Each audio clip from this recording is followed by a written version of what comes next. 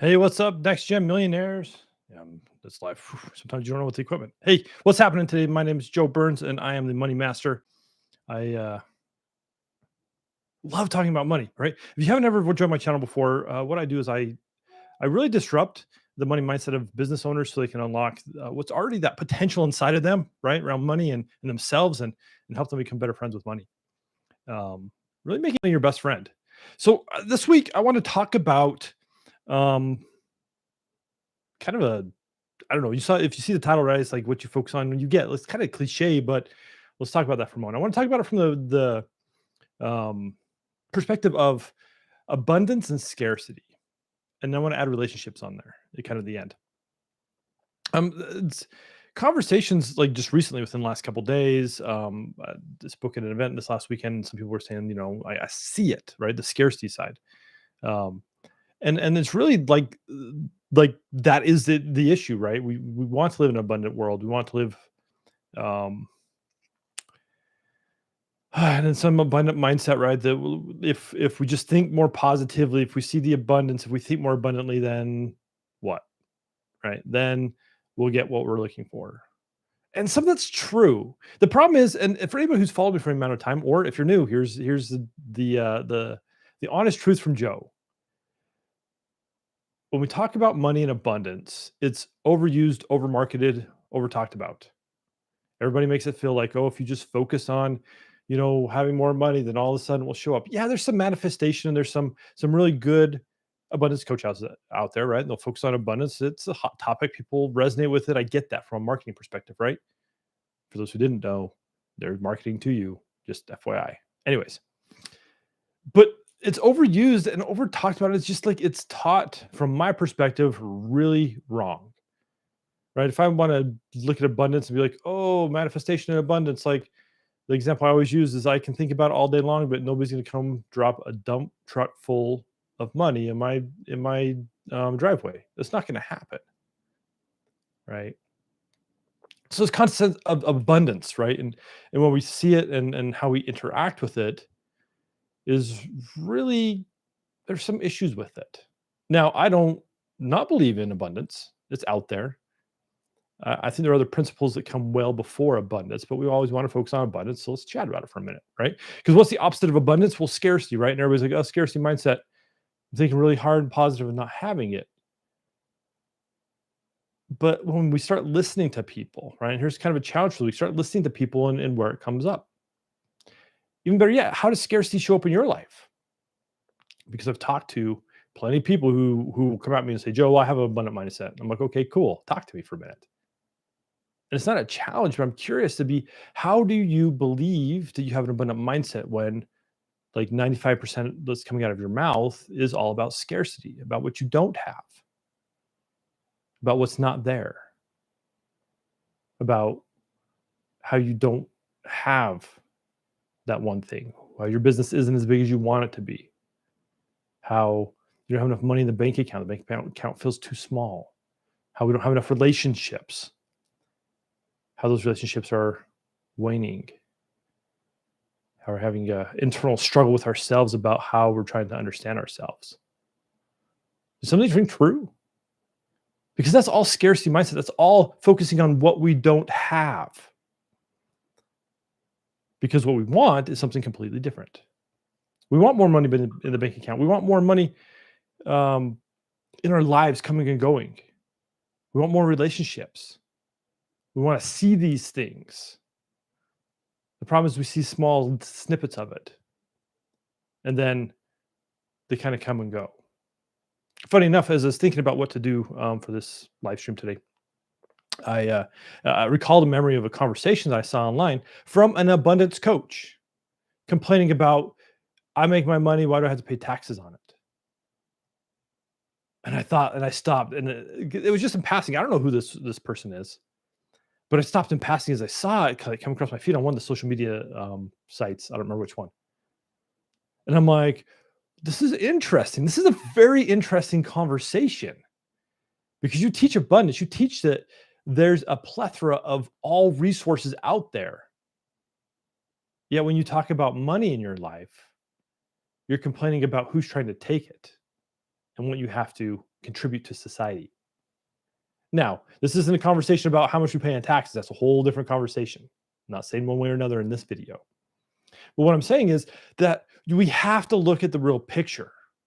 The real picture is this individual was not living in a very abundant life, because if they were living an abundant life, following their own teachings, then they would see that whatever expenses they have, there's plenty of money coming into their life to take care of all of those. See how we can start to flip it? If we feel like we need more clients, there are plenty of clients out there. We need to do the work to get to where we're going. Because here's the thing, scarcity and our scarcity mindsets are really pick and choose in our lives. And what I mean by that is that we pick and choose where we want to be scarce and where we don't. Because we'll complain about not having enough money in the bank account. We'll complain about not having enough clients.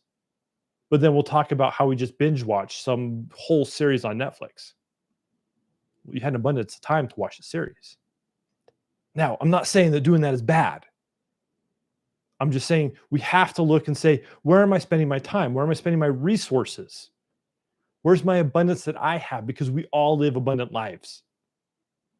You just have to focus on what that abundance looks like. Now, do you not have enough money in your life? Do you not have enough time? Do you not have enough relationships?